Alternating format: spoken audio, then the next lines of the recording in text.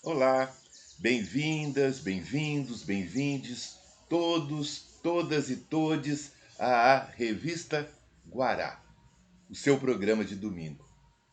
Aqui a gente vai falar de tudo e de todos, da nossa região e do mundo todo.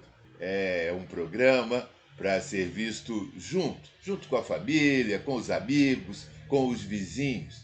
Revista Guará, isso sim, um programa de domingo. O nosso assunto inicial é FIB, Felicidade Interna Bruta.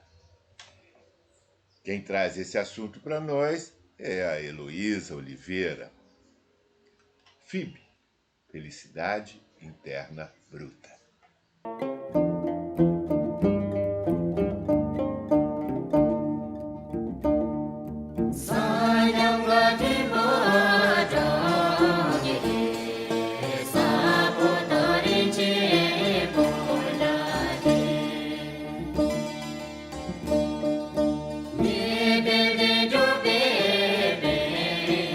Olá, gente. Meu nome é Heloísa Oliveira.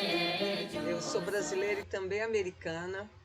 E minha vida tem sido assim uma procura antropológica, uma procura política, espiritual. E eu fui para a primeira vez quando eu saí fora do Brasil, eu fui para Nova York, fui estudar dança e depois comecei a viajar para a Europa e me tornei um modelo internacional. Trabalhei muito bem em vários países, morei em 7 países e em 2007 eu me apaixonei pelo Butão e fui fazer parte de um projeto internacional. Eu te conto sobre isso daqui a pouco.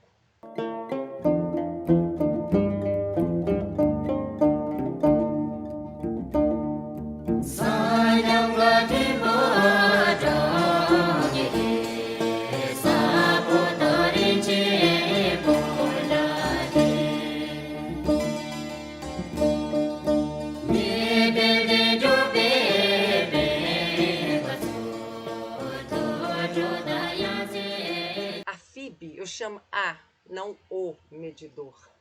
A felicidade interna bruta, ela consiste de 9 raios e 4 domínios.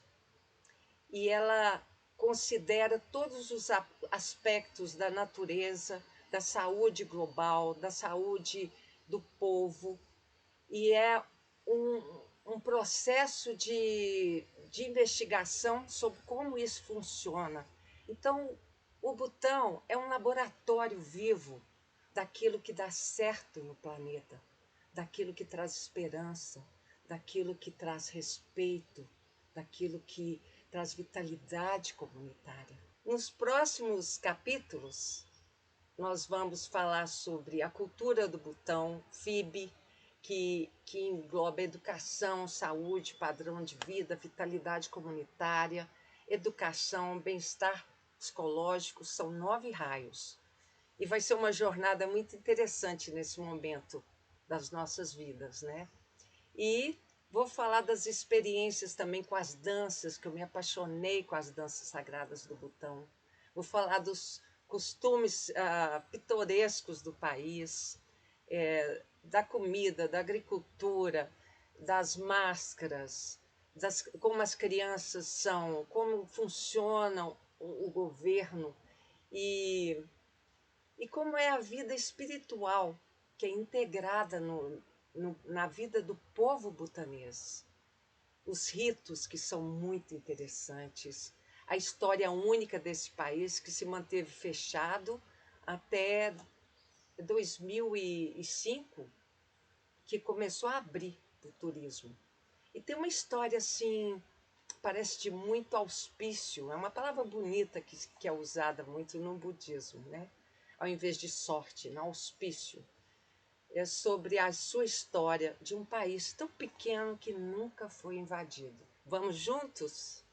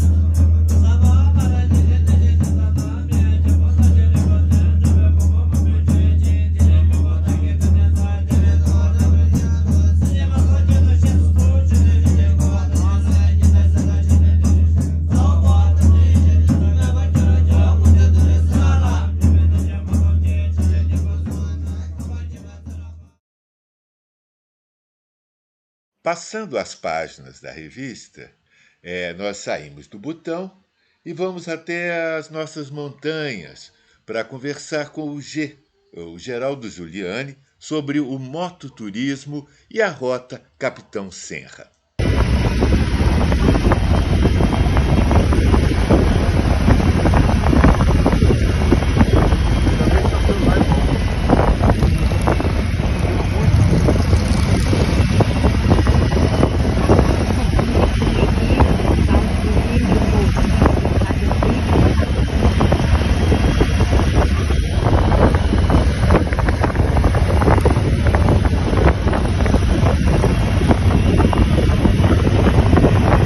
Meu nome é G, eu sou motociclista, moro aqui na rodovia Capitão Senra.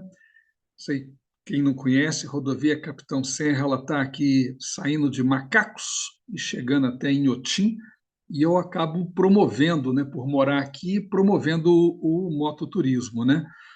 Capitão Serra, a maioria das pessoas associam com a cerveja, e não é isso. Capitão Serra, a cerveja homenageou Capitão Serra, dando o nome à cerveja dele, mas o Capitão Serra foi um batedor oficial aí do Juscelino Kubitschek, e promoveu a vinda da Harley Davidson em definitivo aqui para o Brasil, e foi um aficionado aí pela marca, tão aficionado que, quando a Harley fez 110 anos, o único latino-americano homenageado pela Harley foi o Capitão Serra, né? Tem muita história bacana sobre ele.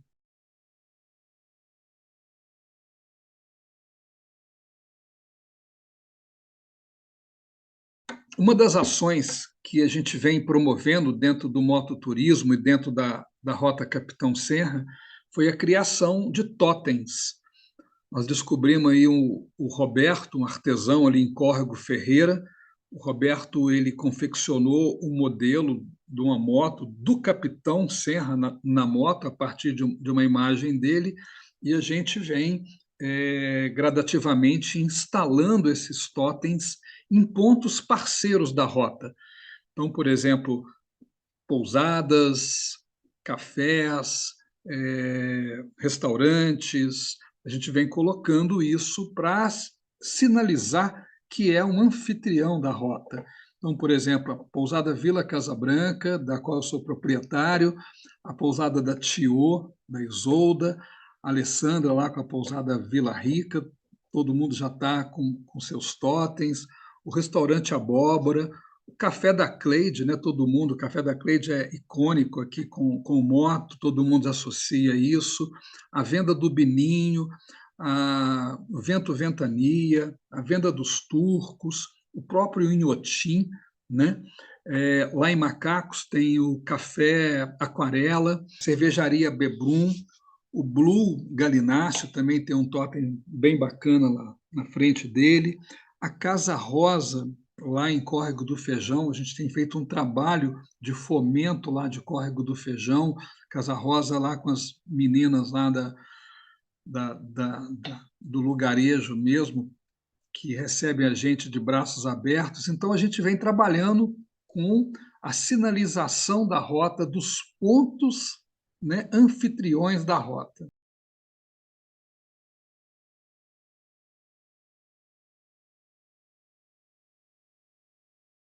E seguindo essa onda de viajar, aventuras, conhecer novos lugares, experimentar novos sabores, vamos dar uma volta ao mundo. E vamos até a Indonésia, vamos até Bali conversar com a Noa. Ei, Noa!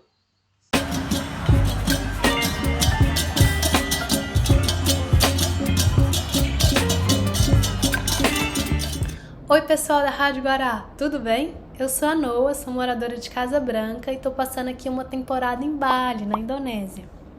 Bom, estou muito feliz de falar aqui na rádio, acho que é uma oportunidade que eu estou esperando desde que a rádio foi inaugurada. Eu queria falar qualquer coisa, mas chegou o meu momento. Afinal de contas, revista de domingo, assunto volta ao mundo, eu tenho alguma coisa para contribuir. Bom, vamos lá. Pensei em dividir com vocês um pouquinho do que se come aqui em Bali. Afinal de contas, é da comida que a gente quer saber, não é mesmo? Aqui o prato mais comum, que se come mais, é o nasi. Nasi é arroz. Bali é produtora de arroz.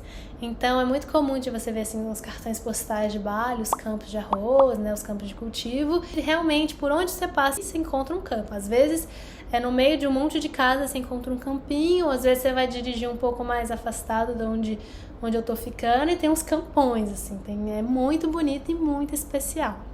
E como se come esse arroz? Bom, você encontra ele de 3 cores: arroz branco, arroz amarelo, que é uma mistura de arroz com açafrão, leite de coco e algumas especiarias, e arroz vermelho, que seria o integral, mas ele é bem vermelhão mesmo. E você pode comer esse arroz, o nasi campur, que seria nasi arroz misturado, que vai com porçõezinhas de variedades de comida, de vegetais, de carne, de legumes, de grãos, ou o nasi goreng, que é bem popular. Nasi goreng é o arroz frito. Esse arroz frito leva repolho, cenoura e os vegetais que estiverem por ali, mais carne, ou no meu caso eu gosto de comer com tempê, ou com tofu, que aí chama tahu em Bahasa ou em balinês. E você encontra geralmente nos baruns, que são os restaurantes dos locais. Geralmente são restaurantes mais simples, mas são muito gostosos e é bem baratinho. Eu geralmente pago de volta de 7 a 15 reais no meu prato. E é um prato farto, assim, rende satisfaz bem. Também você come como sobremesa, às vezes tem pudim de arroz, é muito gostoso com leite de coco. É uma delícia. Bom, acho que eu vou ficando por aqui. Quem estiver aí no domingo comendo uma comida gostosa, se alguém estiver comendo uma farofa, pense em mim. Afinal de contas, aqui tem mandioca, mas vocês acreditam que não tem farinha de mandioca para fazer aquela farofa? Eu tô na procura da farofa perfeita e ainda não encontrei. Bom, é isso. Um beijão, até a próxima.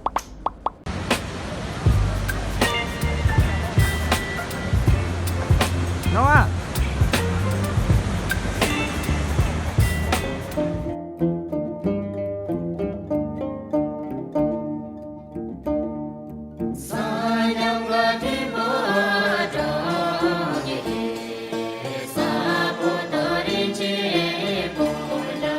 Muitas vezes precisamos dar voltas imensas para encontrar coisas que estão bem perto de nós, né? Os universos que coabitam o nosso espaço muitas vezes não são visíveis para todos nós. Universos divergentes é o tema do nosso próximo assunto. E a Márcia Bonomi vai nos falar sobre ele. Eu sou Márcia Bonomi, recebi esse convite para estar aqui no Universos Divergentes, trazendo para vocês e para mim também informações a respeito do universo divergente que abrange as crianças, adultos, adolescentes neuroatípicos, neurodivergentes. Também dentro desse universo vamos estar falando do universo do PCD.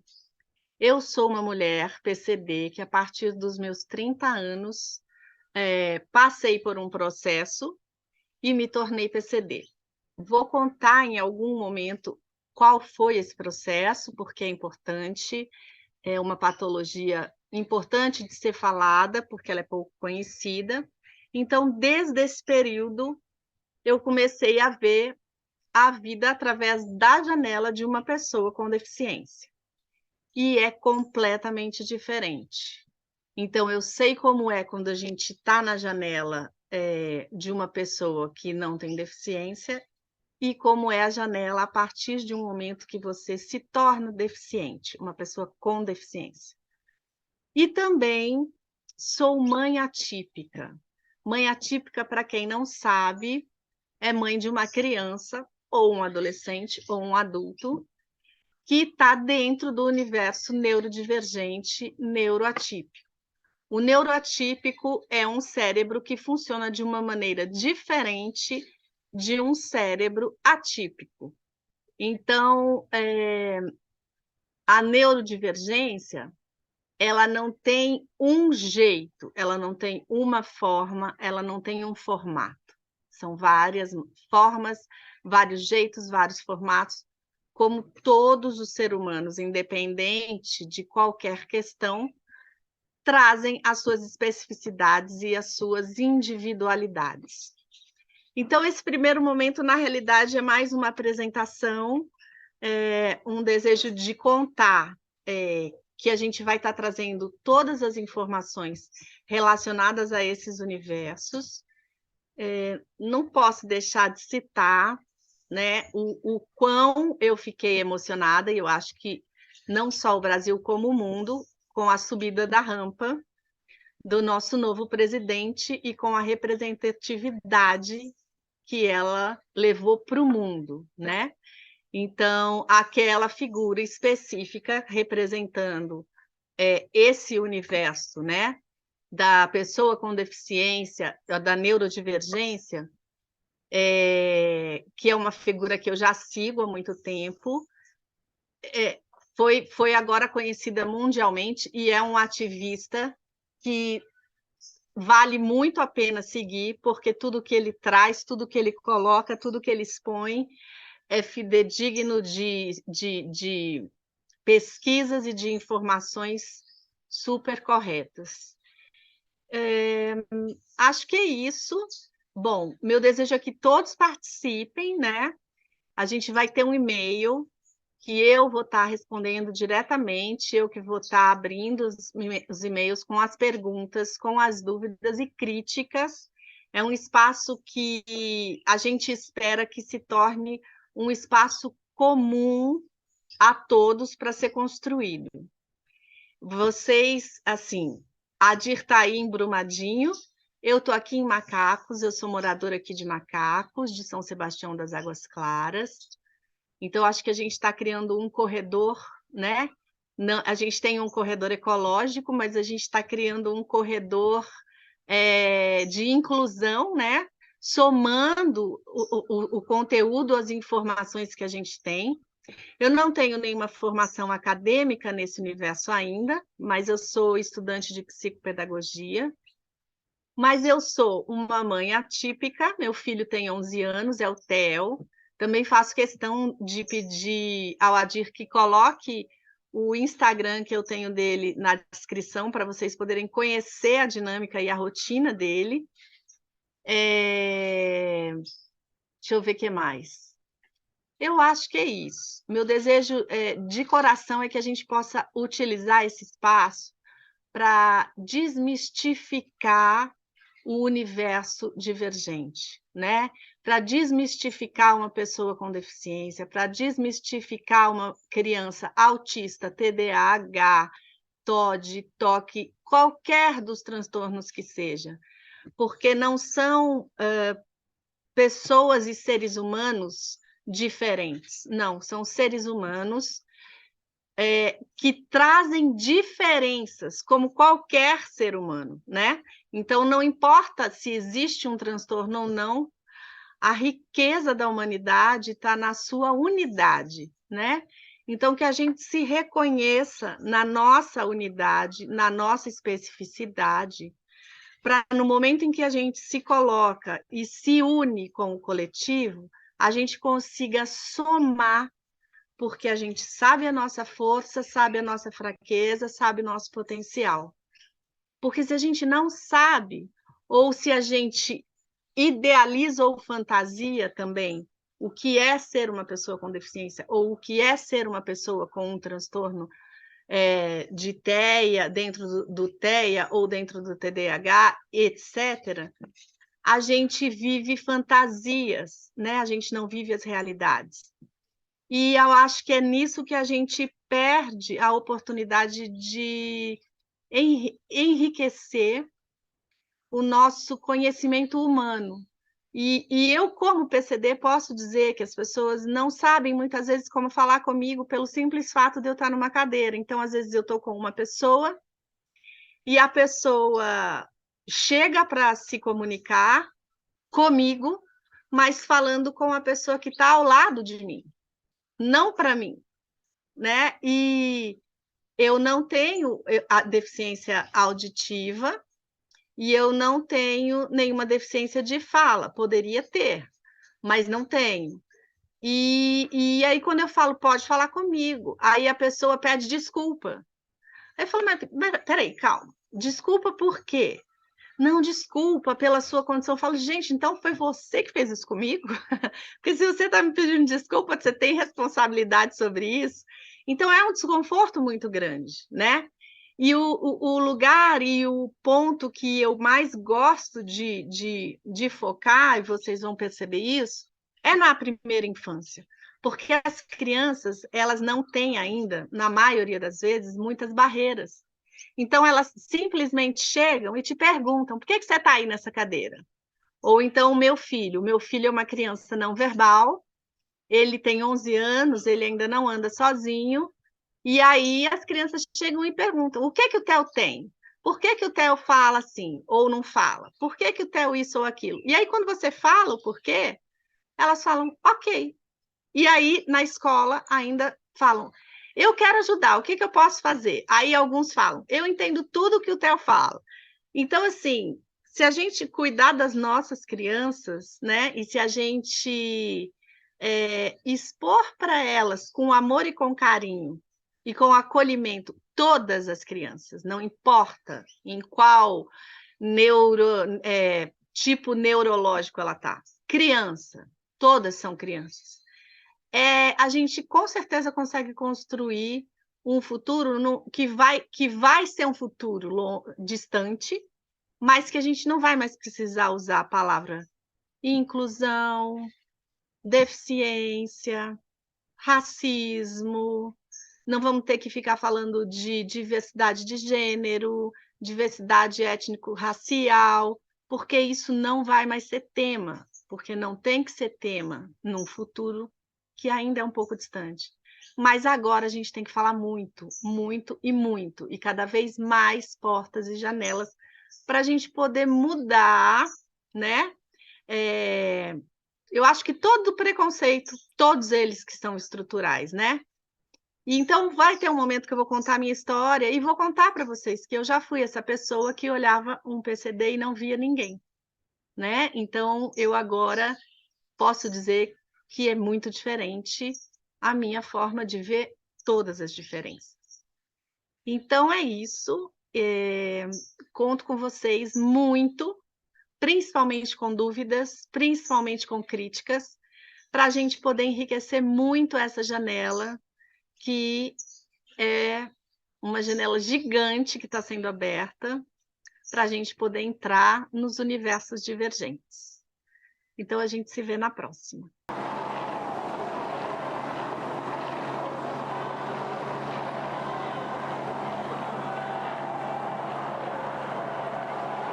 Na subida da rampa, o senhor presidente da República é acompanhado por cidadãos que simbolizam a riqueza e a diversidade do povo brasileiro.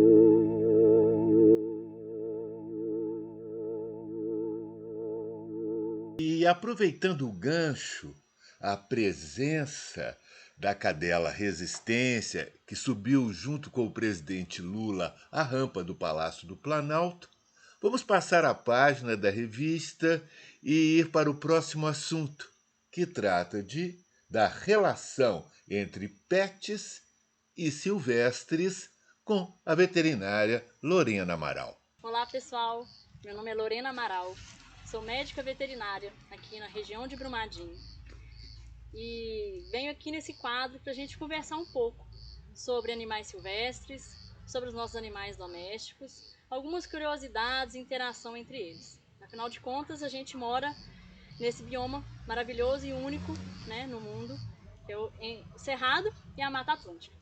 Então a gente vai ter espécies, alguns animais silvestres que só existem aqui, né, na nossa região. Que a gente está no meio de uma reserva, né? E a gente vai construindo nossas casas e a tendência é a gente modificar esse ambiente. E com essa modificação de ambiente, a gente modifica também a vida de inúmeros animais silvestres. E além de modificar o ambiente, construindo nossas casas, né, produzindo lixos, usando a água, a gente também introduz os nossos animais domésticos. E quando esses animais têm acesso aos animais silvestres, ou por estarem soltos, né, semi-domiciliados, ou quando esses animais silvestres entram nas nossas casas, eu nem uso muito o termo invadir, porque para eles a gente que está invadindo o ambiente deles, né?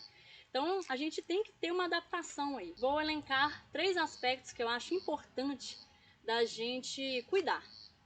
O primeiro deles é a questão da alimentação dos animais silvestres. Né? Quando a gente muda para uma região assim, a gente vê pássaros, né, pequenos cervos, até raposinhas já apareceram em várias casas de clientes, siriemas, e a gente tem que tomar cuidado ao alimentar esses animais, principalmente mico. Né? Mico também entra em casa, rouba alimentos, e o que eu quero passar a respeito disso é para a gente tentar não interferir na alimentação natural deles. Né? A gente às vezes acha que colocar um alimento vai trazê-los para perto de nós, mas isso não seria algo bom para eles, porque uma hora a gente vai viajar, a gente pode mudar, a casa pode ser alugada e a próxima pessoa que alugar não gostar daqueles animais. Isso não acontece somente com os animais silvestres. Alimentar também animais domésticos, como os gatos, que se reproduzem muito facilmente. A gente tem agora em várias regiões aqui de Brumadinho com altos níveis de população de gatos, de felinos. Algumas pessoas põem comida, outras põem veneno. Então, até mesmo alimentar os animais domésticos sem um controle populacional adequado é arriscado. Arriscado para eles e arriscado para nós. Um segundo ponto que também é ligado, né, a alimentar animais, tanto domésticos quanto silvestres na nossa casa, que não são nossos, né, que não são os domesticados, é a transmissão de doenças. A gente sabe que existe raiva, que é incurável, herpes vírus, né, a febre amarela. Então, a gente tem que tomar cuidado também com as doenças que a gente pode transmitir para os animais e os animais para a gente. Quanto mais próximo esse animal tiver de nossas casas, maior a possibilidade de disseminação de zoonoses. Tem essas zoonoses mais graves, né, que pode levar a pessoa à morte, os animais à morte, como verminoses, giardíase e outras zoonoses mais simples que, porém, em alguns casos de animais imunossuprimidos, filhotes, né, bebês, pode dar algum sintoma mais grave e precisar até mesmo de uma internação. E o terceiro ponto importante, que também tem a ver, né, um ponto traz o outro, são extremamente ligados. É o risco de acidentes mesmo, de traumas e envenenamentos. Por exemplo, a partir do momento que a gente começa a deixar uma comida para um gato, a comida fica ali à vontade, pode vir um rato, o rato come. E com a disseminação de ratos, pode vir cobras e outros animais peçonhentos que podem causar acidentes. Tanto morder nossos cachorros, né, picar nossos cachorros, como picar a nós mesmos. Então, o terceiro ponto são os acidentes que podem ocorrer. Porco-espinho, envenenamento por sapo, né? A gente sabe que isso é muito recorrente na região. Brigas, né? Tanto entre animais domésticos com os animais ferais, né? Que é ditos ferais, por exemplo, felinos e cachorros sem dono, que ficam agressivos e moram nas ruas, são considerados animais domésticos ferais. Então, esses também podem causar acidentes com os nossos animais domésticos e também para a gente.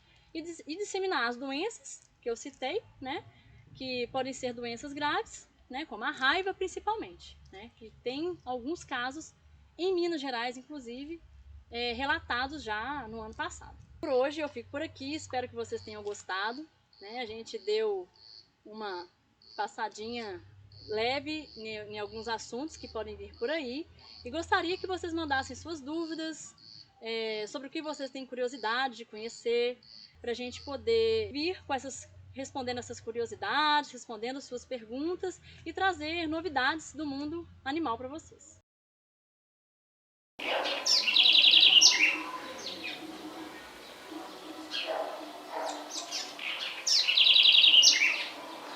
E ainda nesse universo dos animais, vamos falar de um bicho muito complicado, o bicho-homem. Vamos falar da saúde dos homens com o Dr. Alexandre Fonseca. Conversa de homem. Olá, meu nome é Alexandre Fonseca, eu sou oncologista clínico, coordenador do Serviço de Oncologia do Instituto Horizonte e da Clínica Oncomed, ou seja, do Grupo Oncomed. Nesse primeiro episódio, eu vou conversar um pouco sobre o câncer, as doenças oncológicas na população masculina e, de uma forma bem geral, que atitudes a gente pode tomar no sentido de prevenir esses tumores malignos nos homens, tá? Nesse episódio, então, eu vou tentar abordar de uma maneira mais generalista, né? E falar de prevenção.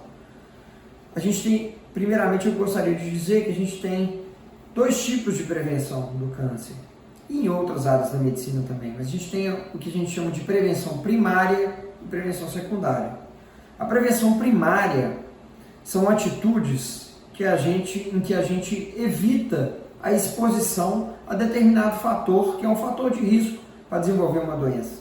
Ou seja, se a gente evitar a exposição a um fator de risco, nós vamos, de certa forma, contribuir para evitar o aparecimento do câncer, né? Então, quando a gente fala de evitar o tabagismo, a cessação do tabagismo, a gente está falando de prevenção primária, ou seja, evitar a exposição a substâncias que vão aumentar o risco de câncer. E a prevenção secundária significa naqueles casos em que o tumor já aconteceu, já está instalado, a gente realizar exames ou ações para se detectar o tumor numa fase precoce, inicial, em que a chance de cura é maior. Então, para a população masculina, com relação à oncologia e aos tumores em geral, e no sentido de prevenção primária, a gente recomenda uma série de hábitos saudáveis de vida. E os principais são evitar o tabagismo, já que o tabagismo está ligado a uma série de tumores malignos. Por exemplo, câncer de boca, câncer de esôfago, câncer de bexiga, câncer de pulmão e etc. Uma série de outros tumores, né? Laringe. Então, evitando o tabagismo, a gente contribui para evitar uma série de tumores malignos.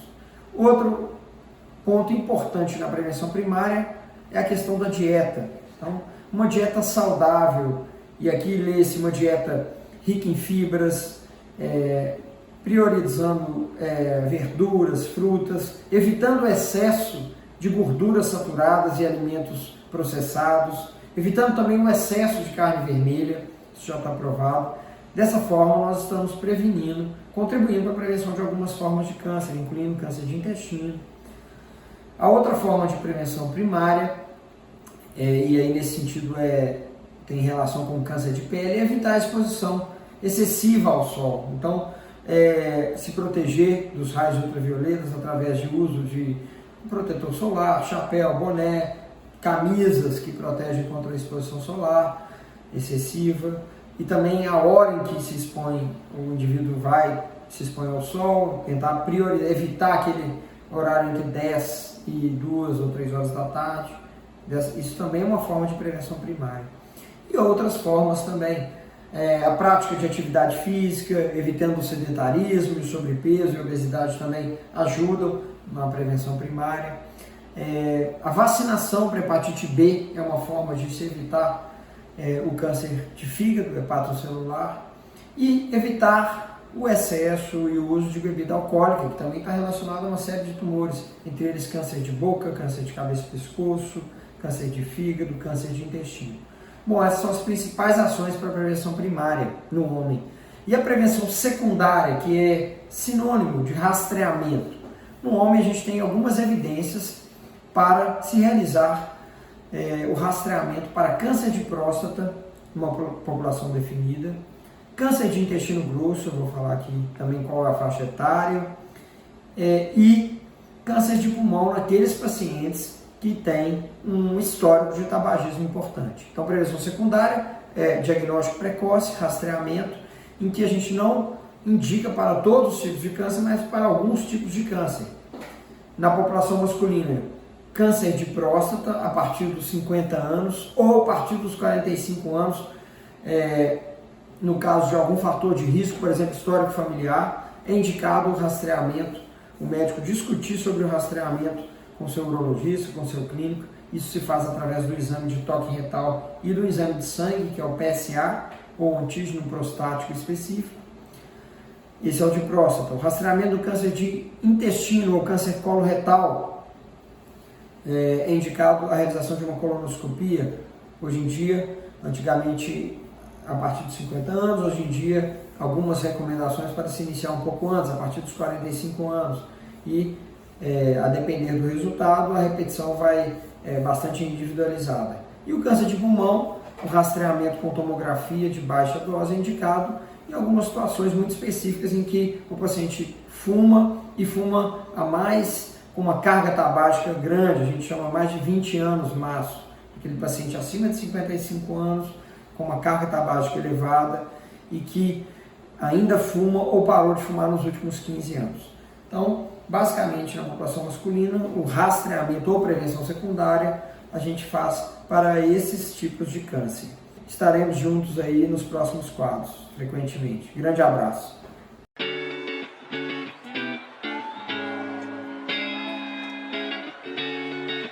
E para encerrar essa edição da revista de domingo, da revista Guará, vamos tocar num assunto que é de interesse público, que é um dos assuntos mais instigantes do planeta. Onde está o dinheiro? Com Heleno Paulo.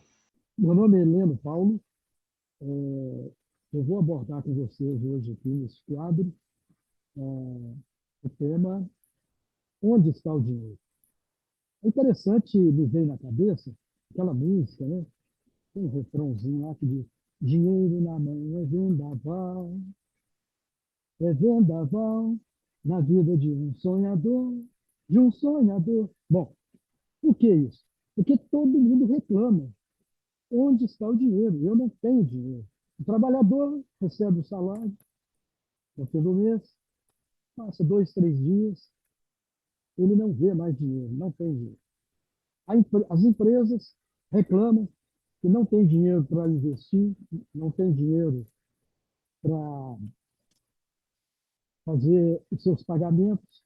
O governo reclama da falta de impostos para investir nos seus programas de governo. Enfim, então a grande pergunta é: onde que está o dinheiro? E eu estou falando de dinheiro no sentido de aquele dinheiro que nós conhecemos, né? A turma aí mais sexagenária só trabalhava basicamente o papel moeda, que é a nota, notinha, né? Aquelas várias notas que existiam, cruzeiro, cruzado e agora o real. Bom, a turma mais jovem já trabalha com um outro conceito de moeda, um outro tipo de moeda, que é a moeda de plástico, ou moeda chipada, são os cartões, né? O cartão de crédito, por exemplo, funciona como um meio de pagamento, como uma moeda. Por quê? Porque com ele eu faço minhas compras, ainda que seja crédito, mas ele tem poder de compra, assim como o papel moeda tem poder de compra. Claro, tem um custo, né? Não é de graça. Muito bem. Mas se nós então perguntamos, se todo mundo reclama que não tem dinheiro, que falta dinheiro, na verdade, essa não é uma questão não é uma questão verdadeira, para ser redundante. Por quê? Olha só, nós temos em circulação, como meio de pagamento, 700 bilhões de reais, isso em números de 2021. Acredito que hoje deve estar aí na casa de 800 bilhões de reais que estão circulando. Só que esse dinheiro, ele fica escondido. Aonde que ele está? Ao mesmo tempo que ele está circulando, não é que ele fica escondido, ele é mágico. Ao mesmo tempo que ele passa da sua mão, ele, quando você tem um pagamento, ele troca de mãos. E assim vai na cadeia. Um vai passando para o outro e ele vai cair aonde? A maior parte desse dinheiro vai cair nas mãos do banco, sob a forma de depósito à vista. Aquele dinheiro que você põe lá no conta corrente. Na outra parte vai para onde? Vai para a poupança. Aqueles mais abastados, parte do seu dinheiro vai para onde? Vai para aplicações do mercado financeiro. Entra lá nas corretoras de valores, né? E dali, ele também continua seguindo o seu curso e volta ao banco. Então, o dinheiro, ele fica circulando, né, ali na economia, na cadeia produtiva, por isso que nós sentimos falta do dinheiro. Uns podem ter até demais, outros é porque tem menos. Né? Não vê o dinheiro circular porque não tem. Mas aqueles que são mais abastados, porque o seu dinheiro está aonde? Está nas instituições financeiras. Conforme eu expliquei, bancos, financeiras, empresas que negociam ações da Bolsa, as próprias corretoras de valores, né? Está na mão do governo, que uma grande parcela do dinheiro que nós recebemos, que nós não vemos, ele vai para os cofres do governo, sob a forma de impostos. Bem, agora, se vocês estão preocupados com a aparência do dinheiro, com a localização do dinheiro, eu quero dizer para vocês que já estamos nos preparando para ver uma nova forma de dinheiro. Aí que esse dinheiro tradicional, o papelzinho, a notinha, vai desaparecer. Por quê? Porque ela vai ser substituída pela chamada moeda digital. Afinal de contas, tudo hoje é digitalizado, tudo é eletrônico. Então, vai ser uma moeda meramente eletrônica, que é a chamada moeda digital, ou que alguns chamam de criptomoedas. Né? As criptomoedas vão tomar lugar do papel moeda, do dinheiro tradicional. Qual o problema disso? Nenhum. Não tem problema. Não vai mudar nada. Só que nós não vamos mais usar o papel moeda como forma de pagamento, como meio de pagamento, né? Um meio circulante. O que nós vamos ter é um cartãozinho, com ele nós vamos, assim como a gente faz com o cartão de crédito, nós vamos chegar em qualquer estabelecimento, vai ter lá uma maquininha semelhante a essa que já tem cartão de crédito, faz os pagamentos e eles vão cair direto na sua conta lá no Banco Central. Todo mundo vai ter uma continha lá no Banco Central. Vantagem, vai ficar mais difícil fazer corrupção nesse país.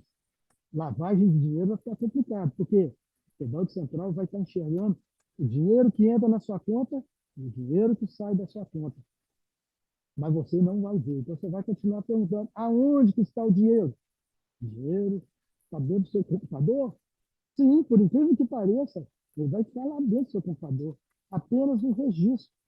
Assim, quando você põe um códigozinho, seu dinheiro vai se transformar num registro, um bit, um conjunto de bits dentro do seu computador. Mas não se assusta. A roda da história continua. Eu acho que vai ser bom. Porque sem o dinheiro, né, o mundo não chegaria onde chegou. Eu não estou discutindo aqui questões sociais em relação ao dinheiro. Eu estou dizendo da praticidade. O dinheiro, quando funciona como meio de troca, ele facilitou o intercâmbio entre os países, facilitou a vida das pessoas que querem se desenvolver, querem passear. Então, você pode circular no mundo inteiro e o dinheiro está lá presente te acompanhando, ainda que você não o veja. Tá bom? Depois nós desenvolveremos mais sobre esses temas.